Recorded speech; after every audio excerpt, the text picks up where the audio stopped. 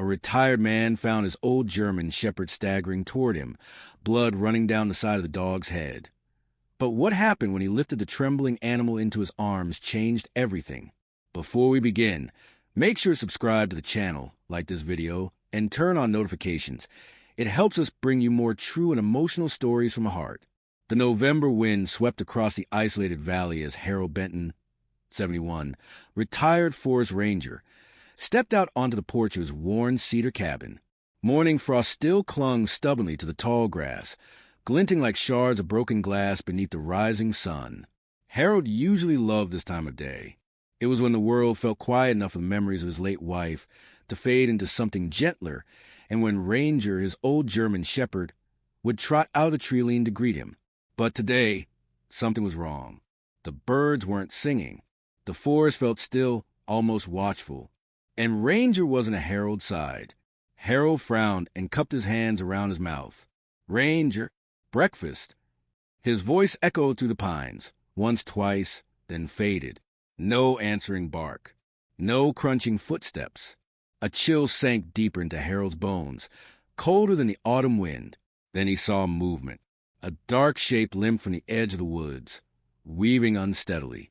Harold froze, eyes narrowing. As it came closer, he recognized the familiar gray-touched coat, the bushy tail, the dog who had been a shadow for 11 years. But Ranger wasn't walking. He was stumbling, and there, along the left side of his head, matted fur glistened with crimson. Harold's breath broke. "Ranger," he whispered, voice quivering. The shepherd lifted his head weakly, eyes dull, unfocused. His legs buckled. He collapsed into the frost.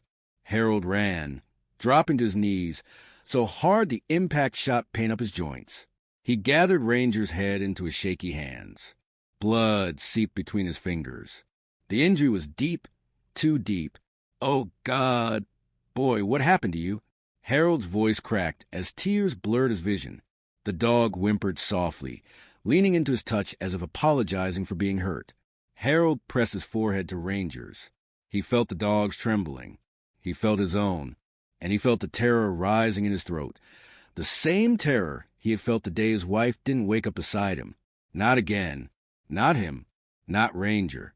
He slid his arms beneath the dog's body. "I've got you, buddy. I've got you." Ranger let out a fragile exhale as Harold lifted him, staggering under the dog's weight. The shepherd's fur was cold, too cold. As Harold carried Ranger toward the cabin, a shadow moved between the trees. Swift, low, purposeful. Harold caught it in the corner of his eye. A hunter? A predator? The forest had its dangers, but this felt different. Watched. Intentional. The unease lodged itself like a thorn beneath his ribs. Inside, Harold laid Ranger on a blanket, grabbing towels, warm water, and what little medical supplies he kept in the cabin. His hand shook violently as he cleaned the wound. "Stay with me. Please stay with me." Ranger gave a faint thump of his tail, as if promising he'd try. Outside, a distant gunshot cracked the stillness. Harold flinched. The world was no longer safe, and neither was this injury. Inside the dim cabin, Harold Benton knelt beside Ranger, his old German shepherd, whose breathing came in slow, shallow waves. The soft glow of the wood stove cast trembling shadows across the walls, making the small room feel like a sanctuary under siege. Outside, the forest stood silent, cold, and strangely alert, like it too was waiting to see if Ranger would survive. Harold dipped a towel into warm water, wrung it out, and pressed it gently against the dog's blood-matted fur. "Easy, boy, easy," he whispered. His hands shook despite decades of handling emergencies as a forest ranger. Back then, he'd patched up hikers, rescued deer tangled in fencing, even stitched up his own arm once. But this was Ranger. The dog had seen him through widowhood, through loneliness, through nights when Harold wondered if it was worth waking up the next day. Ranger whimpered when the cloth touched the wound, but he didn't pull away. He trusted Harold completely, always had. That trust made Harold's chest tighten until it hurt. The wound was deep, jagged, more like blunt force trauma than an animal bite. Harold had wounds like this before. Elk struck by poachers, wolves hit with the butt of a rifle, A memory flickered like lightning. That shadow he glimpsed moving between the trees. Someone had done this. Harold swallowed hard. "Who the hell's out there?" he muttered under his breath. Ranger's ear twitched weakly at the sound of his voice, but his eyes stayed half-closed, glassy with pain. Harold wrapped a bandage gently around the shepherd's head, careful not to apply too much pressure. His fingertips brushed the dog's warm fur, still familiar despite the blood, still grounding, still everything.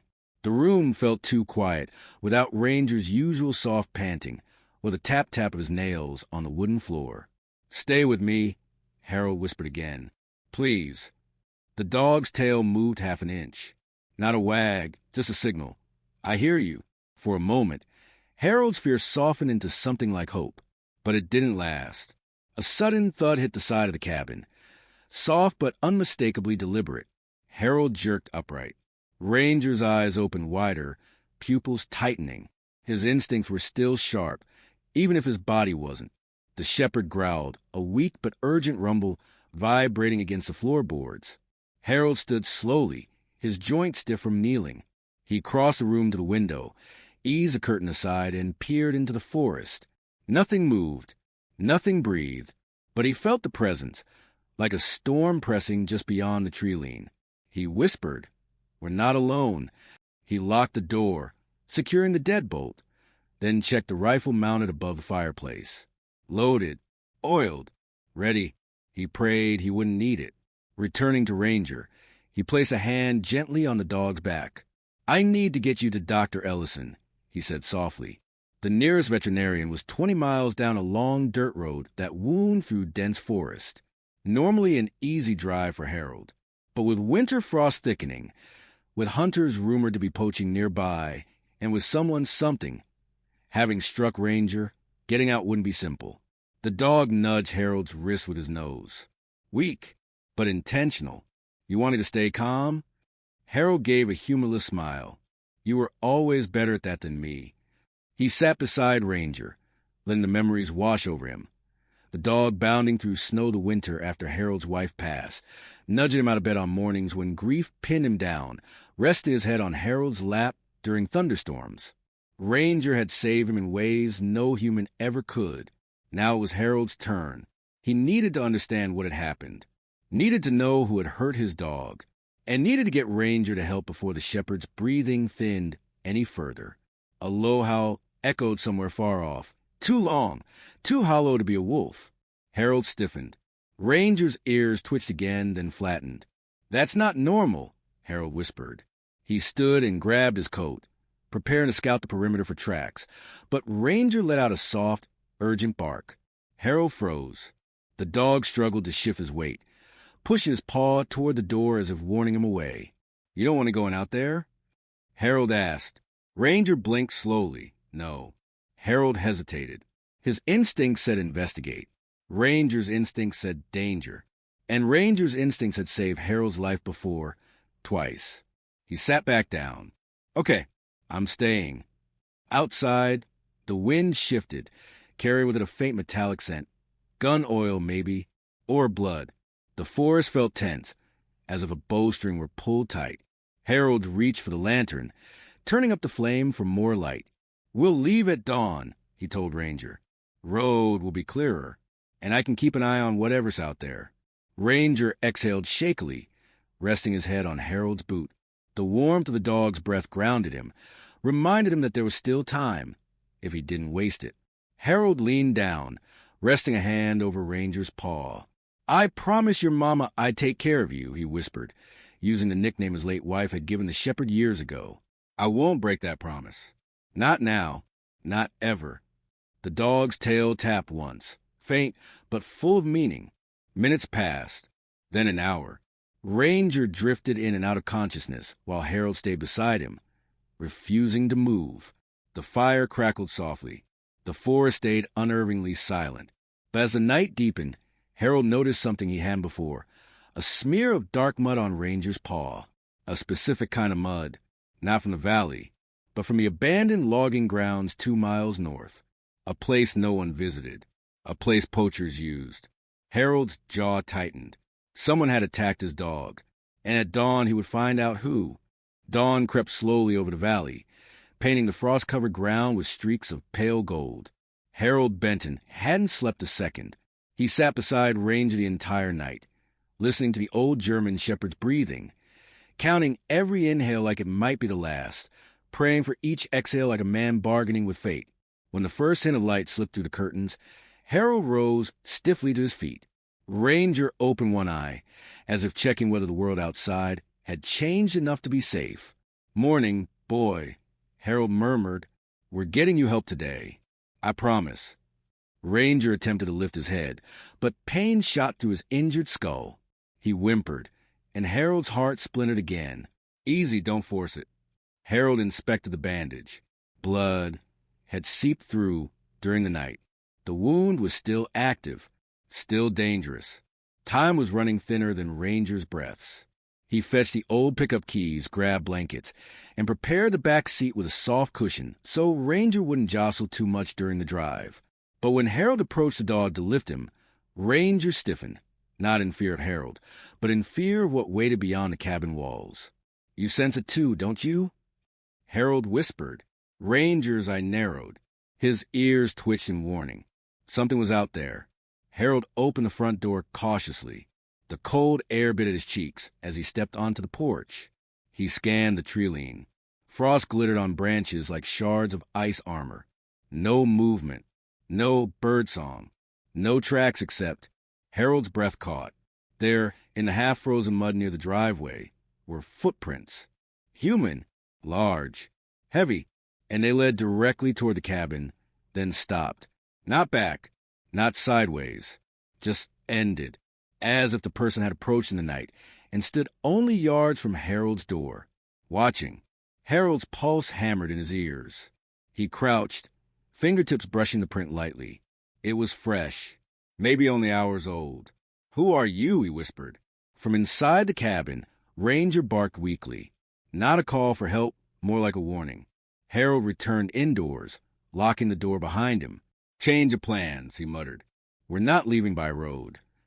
He glanced toward the back of the cabin, where a narrow trail wound through dense pines toward an old firebreak that led straight to Vet's clinic. Remote, rarely used, and nearly impossible to track unless you knew the area intimately. He'd built that trail himself years ago. If the poachers, or whoever hurt Ranger, were watching the main exit, they wouldn't expect Harold to slip through the woods instead. But the path was rough, the terrain uneven. Carrying Ranger would be a challenge beyond Harold's aging strength. Still, he had no choice. "All right, buddy," he whispered, kneeling beside the dog. "We're going the old way." Ranger's eyes flickered, filled with pain but also a flicker of trust. The shepherd shifted slightly, allowing Harold to slide his arms beneath him. Harold lifted him carefully, grunting at the weight but refusing to falter. "You carried me through worse days," Harold muttered. "My turn." As Harold moved toward the back door, Ranger pressed his muzzle weakly against the man's shoulder, as if anchoring himself to the one thing he trusted most. Outside, the morning air sliced cold across Harold's face. The forest loomed ahead, towering, shadowed, ancient. Harold stepped onto the trail, boots crunching faintly on frozen leaves. For a brief moment, there was peace. Then the forest changed. Ranger's ears twitched. He let out a low growl, faint but sharp with instinct. Harold froze. Behind them, somewhere deeper in the woods, a branch snapped, not from wind, but from weight. Deliberate, slow. Harold swallowed hard and kept moving. "Don't look back," he whispered, unsure whether he said it for Ranger or himself. He followed the trail between towering pines, weaving through undergrowth that rustled with the hush of winter. Memories slipping around him. Hiking with Ranger as a pup, his late wife laughing when a young shepherd stole her gardening gloves.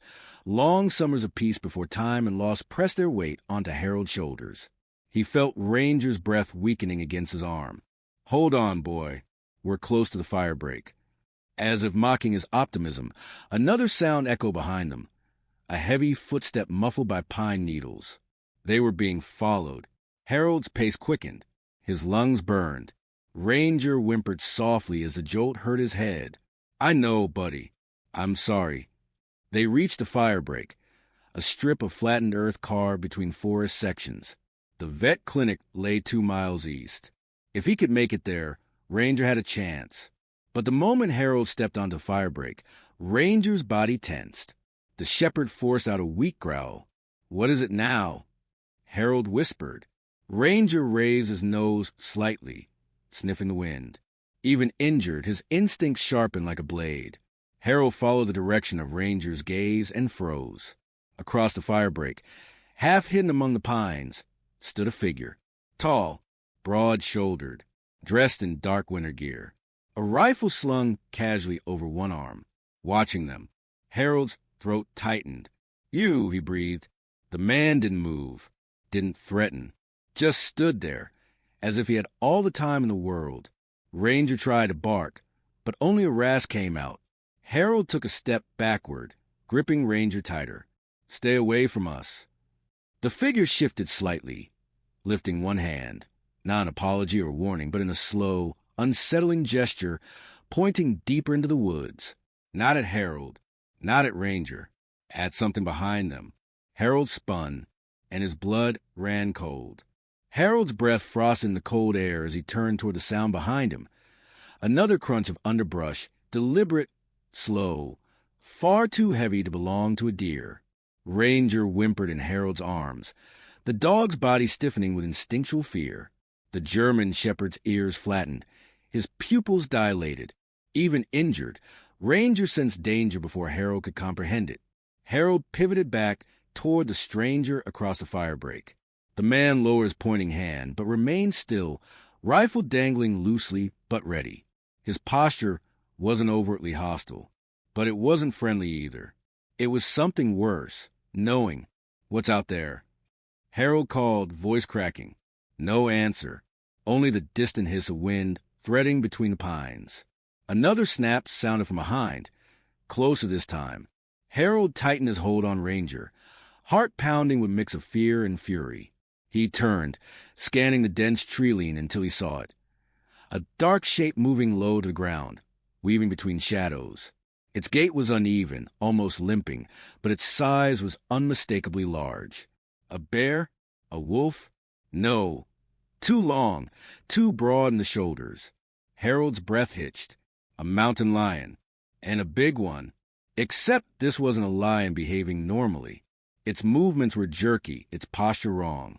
The animal emerged into a shaft of pale sunlight, and Harold saw the truth. Its ribs were visible beneath patchy fur, one eye clouded over with infection, saliva thick around its jaws.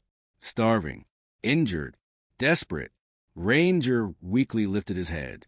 Even in his state, he recognized the threat and forced out a low growl. Harold felt the vibrations through his arms. The old dog was trying to protect him, again, despite barely having the strength to breathe. "No," Harold whispered. "You don't get to be the shield this time." Behind them, the stranger raised his rifle at last, steady and silent. For a surreal instant, Harold saw the man's face more clearly. Rugged, lined by weather, expression unreadable. Not a poacher, Harold realized. Or at least not today. His eyes carried something else, urgency. The mountain lion snarled, staggering forward. "Don't shoot." Harold shouted instinctively. A gunshot here could ricochet, startle Ranger, or hit the dog if the lion lunged unpredictably. The stranger hesitated. The lion didn't. It launched. Harold pivoted, throwing himself sideways, protecting Ranger with his own body as the lion's claws raked the earth where it stood seconds before. He hit the ground hard, the impact jolting his ribs and sending a jolt of pain through his back. Ranger yelped, not from being struck, but from being jostled, his wounded head pressing against Harold's chest. "I'm sorry, boy, hold on." The lion's snarl rose, echoing through the trees like a living nightmare. Harold scrambled backward, shielding Ranger, his legs shaking. His mind raced. He had no weapon, no strength for a fight, only resolve, and a dog who needed him to be stronger than he felt. The lion crouched, readying another attack. Then a rifle crack split the air. The lion jerked sideways, stumbling, the bullet grazing its shoulder. It whirled toward the stranger, fury replacing hunger. With a guttural roar, it charged him instead. The stranger fired again, and missed. The lion closed the distance in seconds. "Run!" Harold shouted, though he doubted the man heard him. But instead of fleeing, the stranger braced a rifle like a spear. The lion collided with him in a violent crash of fur and muscle, knocking both to the ground. The rifle skidded across the firebreak. Harold stared in horror. The man fought, pushing against the lion's weight, but he wouldn't last long. The animal, though weakened, was massive, and desperation gave it feral strength. Ranger whimpered in Harold's arms, then, with a trembling resolve, tried to stand. No, Ranger stayed down, but the old shepherd ignored him. Injured, bleeding, dizzy, Ranger forced himself upright on shaking legs. His body wavered. His eyes were unfocused, but his instincts were locked on one thing: protect. He stumbled forward. Harold lunged to grab him, but pain shot through his spine, slowing him. "Ranger, stop!" The shepherd snarled, weak yet fierce, placing himself between Harold and the chaos ahead, just as he had done countless times in their years together. Harold's heart broke at the sight. "Buddy, please, you'll die out there." Ranger staggered another step. The lion roared, overpowering the stranger, snapping its head toward Ranger at the sound of the dog's growl. The sight of a vulnerable animal drew its predatory instincts, and Harold saw, in one terrifying flash, exactly how this moment would end if he didn't act. He forced himself up, every joint screaming, and grabbed the fallen rifle. The metal was cold, heavy, familiar from a lifetime of ranger service. He aimed. The lion lunged at Ranger. Harold fired. The forest went silent. The lion collapsed mid-charge, skidding across the frost. Ranger swayed, blinking slowly. Harold dropped the rifle and rushed him, catching the shepherd as his legs buckled. "I've got you, boy. I've got you," he whispered desperately. Behind them, the stranger panted on the ground, staring at Harold with a mixture of relief and something more complicated. Fear, recognition, or guilt. Harold didn't know. He only knew one thing: the forest wasn't done with them. The forest lay still in the aftermath of the shot, as though even the wind held its breath. Harold knelt beside Ranger, gripping the dog's fur with trembling hands. The old shepherd's breathing was shallow, uneven, but he was alive. That was all Harold needed to keep himself from collapsing. Behind them, the stranger struggled back to his feet, brushing pine needles from his jacket. His rugged face was streaked with dirt and sweat, and for the first time, Harold saw something raw beneath the hardened exterior. Fear, yes, but also regret. "You shouldn't have come this way," the man said hoarsely. Harold's head snapped up. "My dog is dying. I didn't have a choice." The stranger hesitated, glancing at Ranger's blood-soaked bandage. "I know. I saw him last night after it happened." Harold's heart lurched. "You saw who did this?" The man swallowed. "I did." Ranger let out a soft growl, recognizing the stranger's scent now that the immediate danger was gone. Harold felt his own pulse spike. "Say it," Harold demanded. "Say what you're circling around." The man took a slow breath. "My brother. He's been illegal hunting out here for months. Last night, he took a swing at what he thought was a wolf sneaking near his traps. Turned out it was your dog." Harold's entire body went cold. He hit Ranger with a rifle, but the man continued, voice low. "When I realized, I tracked the dog through the woods. I tried to stop him from bleeding out, but he ran. Head wounds make animals panic." Harold's fist clenched so hard his knuckles whitened. "Why didn't you come to my door? Why watch from the woods like a coward?" "Because my brother's still out here," the man said. "And he blames your dog for everything that's gone wrong on his hunts this season. He meant to finish the job." Ranger whimpered softly. Harold felt a fire ignite inside his chest, not just rage, but purpose. "Where is he now?" The stranger shook his head. "Hiding, armed, and furious you got away." Harold stood slowly, lifting Ranger again despite the strain on his aging muscles. "We're going to the vet. If your brother comes after us again, he'll regret it." The man stepped forward urgently. Harold, wait, there's more. Harold turned, jaw clenched. I recognize the trail your dog left. He wasn't just wandering. He was protecting something. There were mountain lion tracks near the site. Your dog didn't get hit because he was curious. He was defending something or someone. Harold stared at him. Defending what? The stranger met his gaze, eyes dark with implication. That's what scares me, because whatever he defended is still out here. Cliffhanger. What was Ranger protecting? And how does it tie to the danger closing around them? Harold moved quickly along the fire break. Ranger cradled carefully in his arms. Every breath the shepherd took was a fragile promise not to give up. The stranger walked beside them now, no longer a threat, but a dark, reluctant ally. We'll cut east, Harold said. The clinic is another mile. The stranger nodded. We should stay quiet. My brother might have heard the gunshot. Harold didn't answer. His focus was on Ranger, on the faint tremors in the dog's paws, the way he tried to keep one eye half open to watch the forest. Even wounded, Ranger refused to relinquish his duty. You saved me again, Harold murmured, but you shouldn't have had to. The shepherd's ear twitched weakly. As they advanced deeper into the trees, the stranger cleared his throat. I didn't finish what I was saying. Before your dog was attacked, he was protecting a den.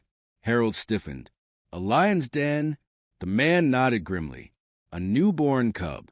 The lion you killed, she was a mother. Harold felt the weight of the rifle shot, like a new wound. Ranger protected the cub from your brother? He must have.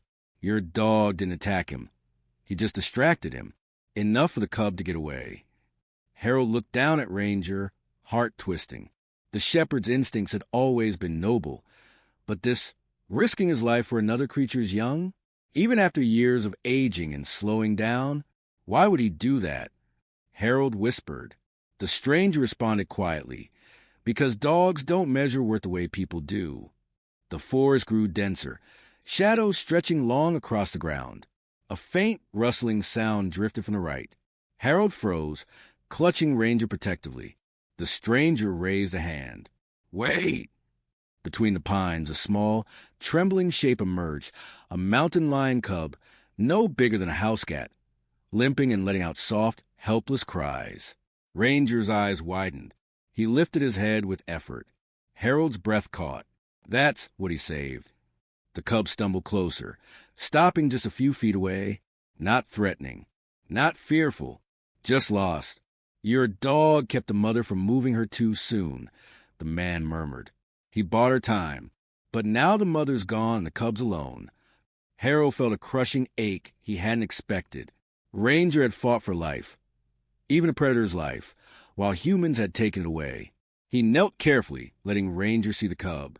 The shepherd extended his nose, barely brushing the air between them, a silent acknowledgement. But before Harold could process the moment, a crack echoed from the woods ahead. Not a branch, a rifle being cocked. The stranger paled. My brother found us. Harold shielded Ranger instinctively, eyes burning with resolve. He wouldn't lose Ranger. Not to fate, not to wilderness, and definitely not to a man with a gun.